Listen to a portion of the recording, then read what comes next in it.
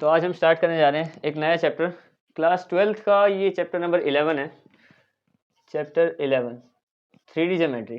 देखो, इसमें तुम्हारा बेसिकली पूरा का पूरा जो एल्जेब्रा नहीं, जो वेक्टर चैप्टर है वो पूरा तुम्हें अच्छे से पता होना चाहिए 12th क्लास का। और उसमें जो मेन बातें हैं वो इसमें भी होंगी। तो इंट्रोडक्शन में जो इस चैप्टर के हिसाब से वो मैं वैसे तुम्हें वैसे भी समझा दूंगा, लेकिन तुम्हें वेक्टर के बारे में पता होना चाहिए ठीक से, ठीक है।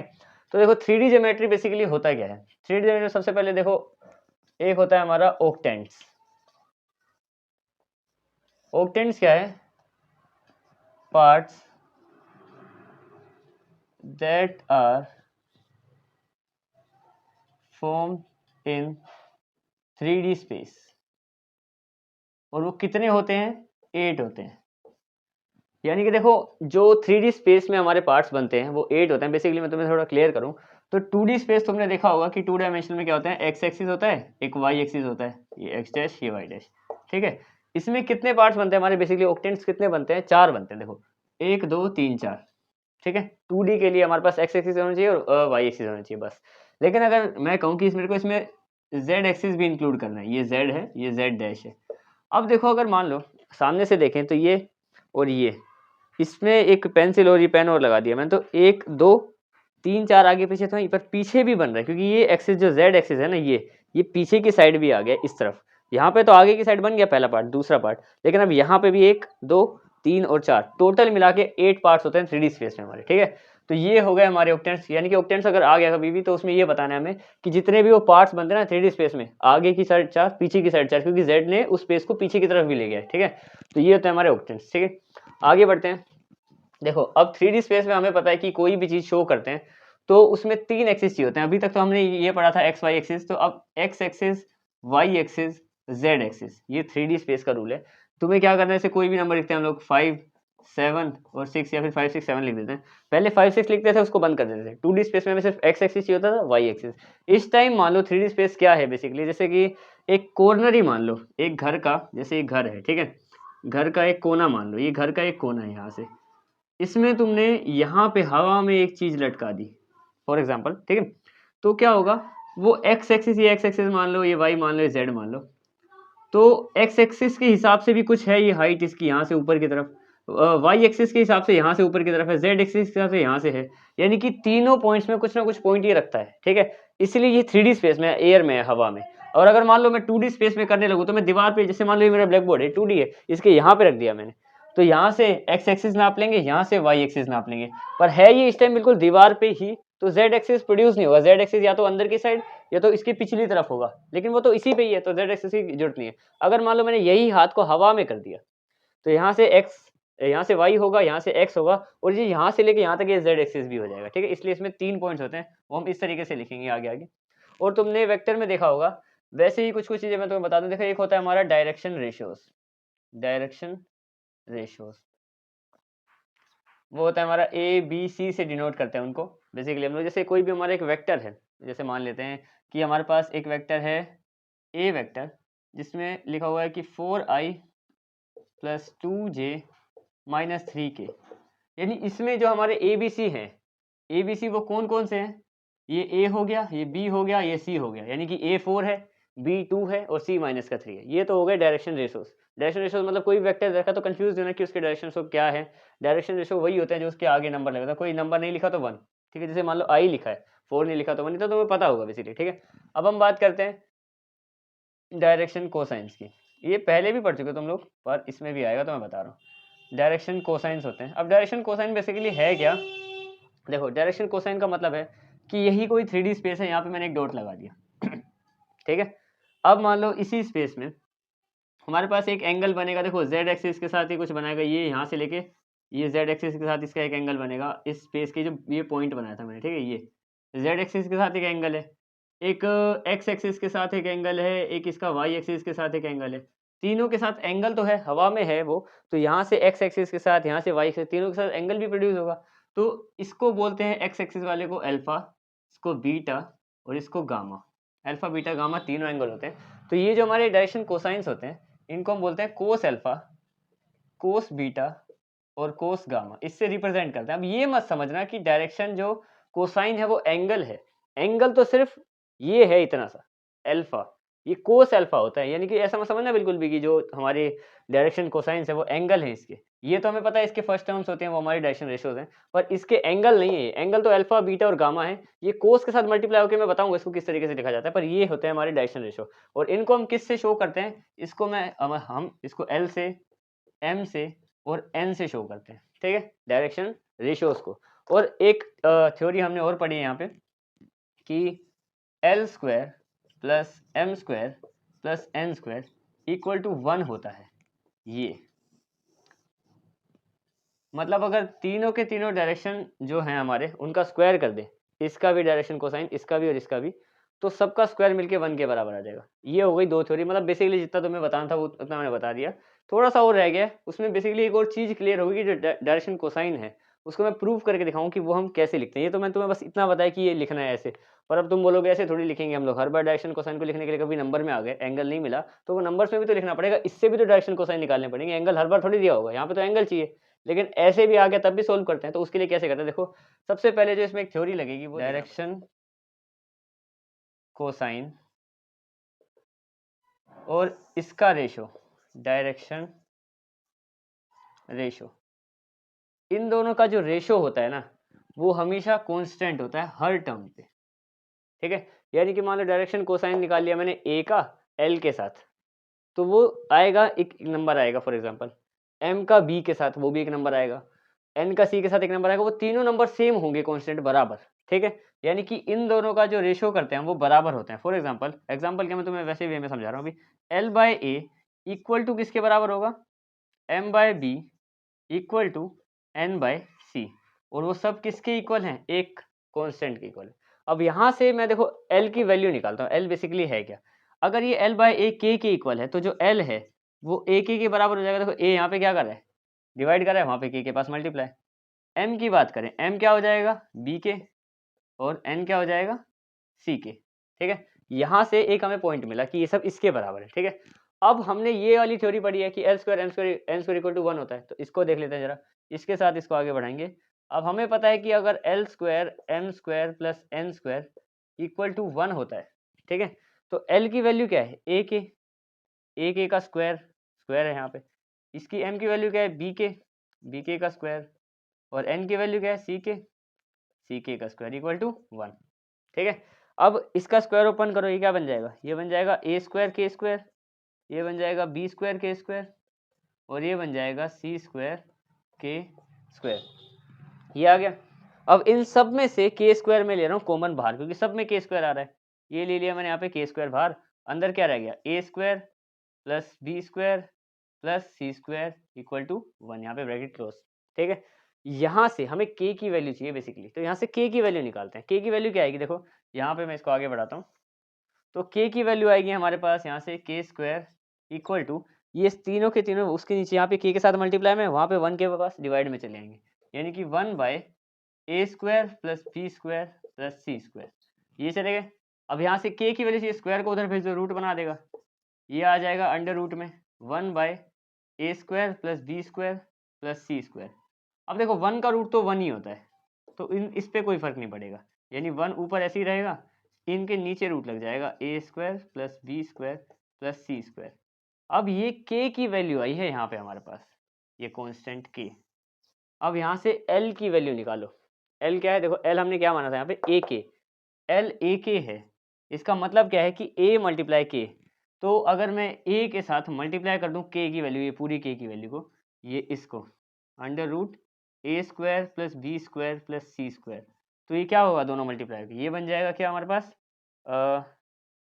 ए under root A square plus B square plus C square, ये बनेगा हमारे पास एल की वैल्यू, ये 1 के साथ मल्टीप्लाई हो जाएगा ए, यहाँ पे ये आ जाएगा। ऐसे ही सिमिलरली बी की वैल्यू देखो, बी की वैल्यू में क्या होगा, बी की नहीं सॉरी एम की वैल्यू, एल की थी ना, एम की वैल्यू में क्या होगा B by under root A square plus B square plus C square, और एन में क्या होगा C by under root A square plus B square plus C square, ठीक है।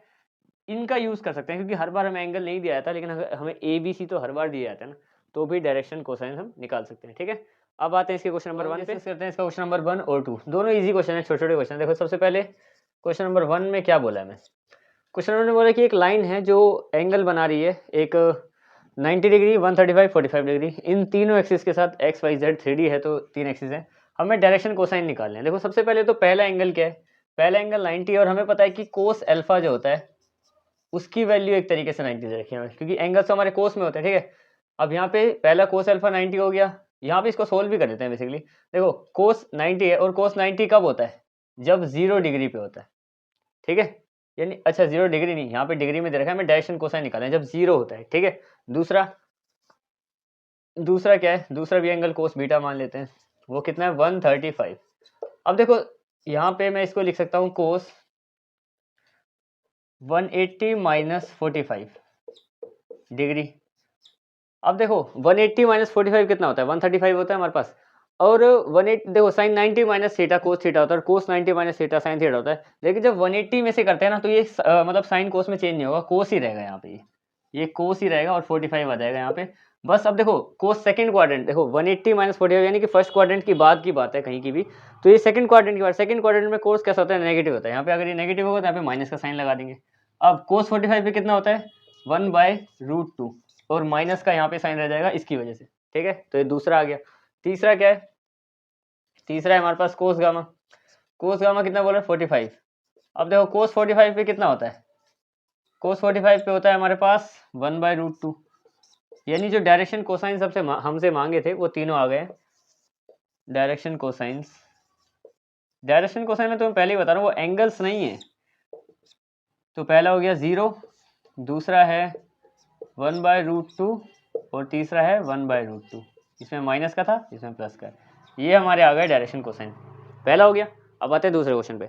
इसमें क्या बोला, find the direction cosine of a line which makes equal angle. मतलब उसने तीनों के तीनों एंगल बराबर बना रखे। जैसे फॉर एग्जांपल यहाँ पे है ना, वो सारे के सारे एंगल बराबर हैं। हमें बताना है कि उसका जो एंगल है अगर वो बराबर है तो सब बराबर, एक निकाल दो तीनों आ जाएंगे, तो वो एक एंगल बताना है कितने का है, ठीक है। तो सोल्व करते हैं इसको। देखो सोल्यूशन है हमारे पास, सबसे पहली बात तो तीनों एंगल बराबर हैं। कोस अल्फा एक second, cos alpha plus cos beta, एक सेकेंड, कोस बीटा और कोस गामा, तीनों के तीनों बराबर है। उसके अलावा अगर ये सब बराबर हैं, हमने एक चीज़ पढ़ी थी यहाँ पे कि L² plus M² plus N² equal to 1 होता है। यानी कि इन सब का स्क्वायर कर दो तो ये हो जाएगा cos square alpha plus cos square beta और plus cos square gamma equal to 1 आ जाएगा, ठीक है। अब यहाँ पे इन सबको मैं कोस अल्फा लिख सकता हूँ क्योंकि सब बराबर हैं अगर एंगल, तो ये भी कोस अल्फा बन जाएगा, कोस स्क्वायर अल्फा ये भी और ये भी कोस स्क्वायर अल्फा, तीनों इक्वल टू 1 आ गया। ये हमारे पास क्या आ गया 3 कोस स्क्वायर अल्फा, 3 कोस स्क्वायर अल्फा, ठीक है। यहाँ से 3 में नीचे भेज दूंगा वहाँ पे, ये यहाँ रह जाएगा कोस स्क्वायर अल्फा और 1/3, 3 यहाँ से मल्टीप्लाई से वहाँ पे डिवाइड में आ गया, क्लियर। अब ये स्क्वायर भी वहाँ भेज देते हैं, वो रूट बना देगा, तो कोस अल्फा आ जाएगा हमारा √1/3। अभी यहाँ से हमें अल्फा यानी कि सिर्फ एंगल पूछा है तो इस कोस को भी इधर भेज दो। ये कोस जब वहाँ जाएगा तो ये बन जाएगा कोस इनवर्स, और देखो 1 का रूट तो 1 ही होता है, 1/√3 को हमें ऐसे लिखना पड़ेगा। तो ये है इसका आंसर, ये हैं वो सारे एंगल्स। और अगर सारे एंगल्स की बात ना करें जब तीनों इक्वल हैं तो ये है वो तीनों एंगल, कोस इनवर्स 1/√3, ठीक है। ये हो गया बढ़ते क्वेश्चन नंबर 3 में। देखो क्वेश्चन नंबर 3 में क्या बोला हमें कि एक लाइन है उसके डायरेक्शन रेशियोज दे रखे हैं। बेसिकली डायरेक्शन रेशियो क्या होता है हमारे A, B और C, इसके डायरेक्शन कोसाइन निकालने यानी कि L, M, N ये निकालने में, ठीक है। अब देखो डायरेक्शन रेशियो से कोसाइन कैसे निकालते हैं, सिंपल सा जो तुम्हें फॉर्मूला दे रखा ना उसी को अप्लाई करना है यहाँ पे। सबसे पहले तो देखो यहाँ पे A B C, एक तो देखो L का फॉर्मूला क्या बनेगा हमारा, A √A² plus B² plus C², ये बनेगा। तो सबसे पहले तो A² plus B² plus C² निकाल लेते हैं। देखो यहाँ से A² plus B² plus C² में अलग से निकाल रहा हूँ, A² plus B² plus C², इसको फाइंड करते हैं। तो यहाँ पे आ जाएगा -18 का स्क्वायर प्लस 12 का स्क्वायर और प्लस -4 का स्क्वायर। यहाँ पे इसको सोल्व करेंगे तो 18 का स्क्वायर कितना आ जाएगा हमारे पास, 18 × 64, 6 8 1 8 और 6 14, 18 4 2 3 324 आ जाएगा इसका स्क्वायर। अब देखो माइनस से माइनस कट जाता है, दो माइनस होते हैं, स्क्वायर करने के बाद कोई भी नंबर नेगेटिव नहीं होता, ठीक है। प्लस 12 का कितना होता है 144 और 4 का कितना होगा 16, इसका भी माइनस से माइनस कैंसिल हो जाएगा। अब इन सबको प्लस कर देंगे तो कितना आएगा हमारे पास, ये हो जाएगा 3 2 4 1 4 4 और 16, ये बन जाएगा 10 4 1 2 4 4 8 और यहाँ पे आएगा 4। ठीक है, 484 आ जाएगा जब इसका स्क्वायर करेंगे तो। अब इसका स्क्वायर करेंगे तो हमारा 484 आ गया यहाँ पे। 484 को अगर हम रूट निकाल दें तो 484 22 का स्क्वायर कितना होता है एक बार देखना पड़ेगा। 22 44 और 44, हाँ तो 22 का स्क्वायर बन जाएगा ये आ गया हमारे पास 22 का स्क्वायर, यहाँ पे लिख दिया हम 22। ये हमारे पास ए स्क्वायर बी स्क्वायर सी स्क्वायर है। अब यहाँ से एल एम और एन की वैल्यू निकाल देते हैं। तो एल की वैल्यू क्या होगी हमारे पास, A under root A square plus B square plus C square ना। इस हिसाब से ए रखो, ए हमारे पास माइनस का 18 है, माइनस का 18 बाय यहाँ पे लिख देंगे 22। ये एल की वैल्यू आ गई। एम की वैल्यू निकालेंगे तो कितनी आ जाएगी, ये आएगी 12/22 और एन की वैल्यू कितनी आएगी, ये आएगी माइनस का 4/22। इसको यहाँ पे कट भी कर सकते हैं, ये आ जाएगा हमारे पास 9/-9/11, दूसरा बन जाएगा ये 6/11 और यहाँ पे आ जाएगा माइनस का 2/11। तो ये वाला क्वेश्चन भी कंप्लीट हो गया। अब आते हैं नेक्स्ट क्वेश्चन पे। अब हम आते हैं क्वेश्चन नंबर 4 में। देखो क्वेश्चन नंबर 4 में क्या बोला है हमें कि हमारे पास पॉइंट्स है, एक पॉइंट इनको हमें नाम देना पड़ेगा। सबसे पहले तो इसको नाम दे दो ए बी और सी। नाम तुम कुछ भी दे सकते हो, कोई भी 3 नंबर देने, मतलब नाम देने तुम्हें ए बी सी अल्फाबेट दे दिया हमने नाम। अब देखो इसमें क्या बोला है कि जो 3 पॉइंट्स है वो कोलिनियर होने चाहिए। कोलिनियर का मतलब एक ही लाइन में आने वाली, जैसे एक लाइन है नॉर्मली इस तरीके से, तो वो पॉइंट्स कहीं ना कहीं इसी लाइन पे आने चाहिए, यहाँ पे ए बी और सी। ठीक है, ये हमें प्रूव करना है इन तीनों पॉइंट से। तो सबसे पहले क्या करना पड़ेगा, हमें सोल्यूशन निकालते हैं इसका। देखो इजी क्वेश्चन है, ज़्यादा कुछ नहीं है इसमें। हमें पहले क्या करना है, इससे ना लाइन निकालनी पड़ेगी। ये लाइन होगी हमारी, पहले ए बी लाइन निकालते हैं। इसके लिए क्या करना पड़ेगा, हमारे पास एक फॉर्मूला होता है x2 - x1, ठीक है, y2 - y1।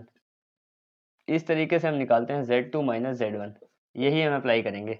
तो यहाँ पे हमारे पास सारे पॉइंट्स आ जाएंगे। ठीक है, तो देखो x2 - x1 से हमारे पास पहला पॉइंट क्या आएगा, x2 में से x1 को माइनस करना है, यानी कि इसमें से इसको माइनस करना है।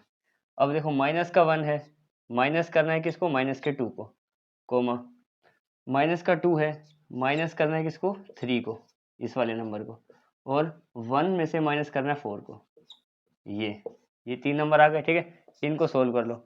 ये बन जाएगा माइनस का 3, ये आ जाएगा माइनस का 5 और ये बन जाएगा माइनस का 3।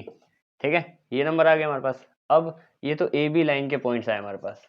अब निकालते हैं किसके, बी सी के निकालते हैं। ठीक है, बी सी लाइन लिख दी मैंने यहाँ पे।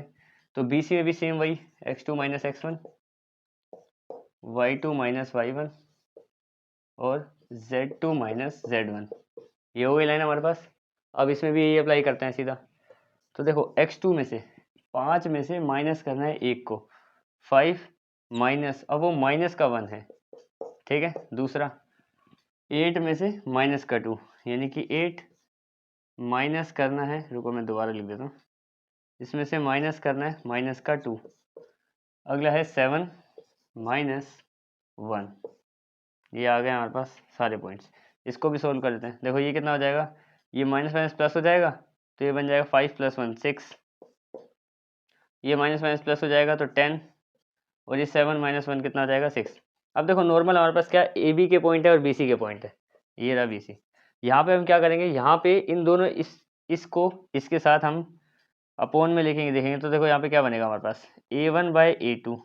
इसको सोल्व करते हैं पहले। a1 यानी इसका पहला पॉइंट, इसका दूसरा, माइनस का 3 अपॉन 6, ये बन जाएगा माइनस का 1/2, पहला आ गया। ठीक है, दूसरा क्या करते हैं, b1/b2 निकाल के देखते हैं। ये आ जाएगा माइनस का 5/10, माइनस का 5 इसमें 10 इसमें, इसको कट करेंगे, ये भी आ जाएगा माइनस का 1/2। सिमिलरली इसको इसके साथ करेंगे तो आ जाएगा माइनस का 3/6, ये भी आ जाएगा माइनस का 1/2। अब देखो इसमें जो तीनों रेशोज आए हैं माइनस के 1/2 तीनों में आए हैं बिल्कुल लगातार। ठीक है, इसका मतलब क्या है कि जो ए बी है वो पैरेलल है बी सी के। ठीक है, ये लाइन जब हमें ये वाले रेशो मिलते हैं ना कि a1/a2 b1/b2 और c1/c2 तीनों इक्वल होते हैं तो पैरेलल होती है लाइन। अब ये लाइन पैरेलल है, पर हमें प्रूव क्या करना है कि वो कोलिनियर है पॉइंट। पैरेलल तो हमने बता दिया, अब देखो कोलिनियर कैसे होगा। यहाँ पे मान लो ये एक ए बी पॉइंट है, ठीक है, ए बी लाइन है, सॉरी ये लाइन है हमारी, ये पैरेलल है किसके, बी सी के, ये हमें बोला है। अब मैं लॉजिक समझाऊंगा, बाकी आंसर हमारा यहाँ पे आ चुका है, ठीक है। यहाँ पे बस लिखना है मेरे को। अब ए बी पैरेलल है BC के, यानी कि वो बिल्कुल जिस एंगल पे चल रही है, मान लो यहाँ पे कोई एक लाइन है, उसके हिसाब से एक एंगल पे ही चल रही है, तो दूसरी वाली लाइन भी उसी एंगल पे चल रही है, यानी जा तो दोनों एक ही जगह रही है, पर क्या प्रूफ करना है कि एक साथ ये और उसके आगे निकल रही है। अब ध्यान से देखो, ये ए बी है, बी वहाँ खत्म है, इसका बी यहाँ शुरू है और सी, यानी कि ये बी और ये बी पॉइंट दोनों में कॉमन है ये वाला हिस्सा, यानी ये यहाँ शुरू है और ऐसे चल रही है लाइन इस तरीके से कुछ। देखो इसमें क्या है, ए बी और ये बी सी, यानी कि ये लाइन जहाँ खत्म हो रही है वहां से शुरू हो रही है, वहां से शुरू तो यहाँ पे आगे ही लगी हुई है, हो गया ना, ये कोलिनियर बन गया, ये लाइन आगे तक जा रही है, ठीक है। तो अब क्या बोलेंगे इसमें, so this is collinear, these points are collinear आ जाएगा, कोलिनियर लाइंस कर देते हैं, दीज आर कर देते हैं, so these are collinear lines.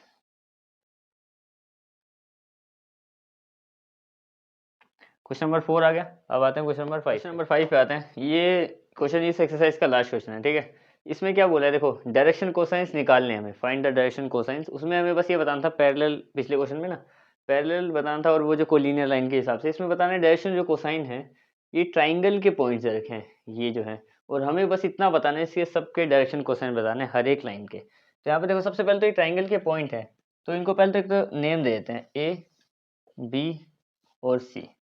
अब देखो ये ट्राइंगल के पॉइंट है, अगर मान लेते हैं ये ट्राइंगल है इस तरीके से, ए बी और सी, तो ए के पॉइंट क्या है 3 5, 3 5 माइनस का 4, बी है हमारा माइनस का 1 1 और 2, और सी है हमारा माइनस का 5 माइनस का 5 और माइनस का 2, ठीक है। तीनों पॉइंट हो गए हमारे पास। अब देखो इसका सॉल्यूशन, हमें क्या करना है, डायरेक्शन कोसाइन निकालना है। डायरेक्शन कोसाइन के लिए पहले तो डायरेक्शन रेशो चाहिए। अब ये पॉइंट्स हैं, डायरेक्शन रेशो तो मैंने तुम्हें बताया था कि पहले वेक्टर के होते हैं, तो इससे वेक्टर निकालना पड़ेगा। तो पहले तो ए बी वेक्टर निकाल लेंगे हम लोग, जिस तरीके से पहले किया था हमने x2 माइनस x1, वेक्टर भी ऐसे ही निकाल जाते हैं। तो बस हमें वही करना है। ए बी वेक्टर कैसे निकालेगा, कैसे निकालेंगे हम लोग, देखो इसको इससे माइनस करके लिखते चलेंगे। तो ए बी वेक्टर कैसे बनेगा, ध्यान से समझना। देखो माइनस का 1 और उसको माइनस करना है 3 से, तो माइनस का 1 और -3, यानी कि माइनस का 4i वेक्टर फॉर्म में निकाल रहा हूँ मैं, ठीक है। और अगला देखते हैं, 1 को माइनस करना है इससे, अब ये 1 है प्लस और -5, 5 बड़ा है तो यहाँ पे आ जाएगा माइनस का 4j। अब 2 को माइनस करना है इससे, देखो माइनस का 2 है माइनस का 4 है, यानी कि माइनस का 6 आ गया, माइनस का 6k, ठीक है। ये हमारे पास वेक्टर आ गया। अब यहाँ से पहले तो निकाल, देखो डायरेक्शन कोसाइन निकालने ना, तो डायरेक्शन रेशियोज निकालने पड़ेंगे पहले, डायरेक्शन रेशियोज। अब डायरेक्शन रेशियोज क्या होते हैं हमारे, ए बी और सी, तो वो हमारे पहले पहले नंबर माइनस का 4 माइनस का 4 और माइनस का 6, ये आ गया हमारे पास डायरेक्शन रेशियोज, ठीक है। अब डायरेक्शन कोसाइन निकाल लो, डायरेक्शन कोसाइन एक सेकंड, माइनस माइनस तो प्लस हो जाएगा, ठीक है। डायरेक्शन कोसाइन निकालने के लिए क्या फॉर्मूला है हमारे पास, देखो एल का फॉर्मूला है हमारे पास, A by under root A square plus B square plus C square, ये एल का फॉर्मूला है, ठीक है।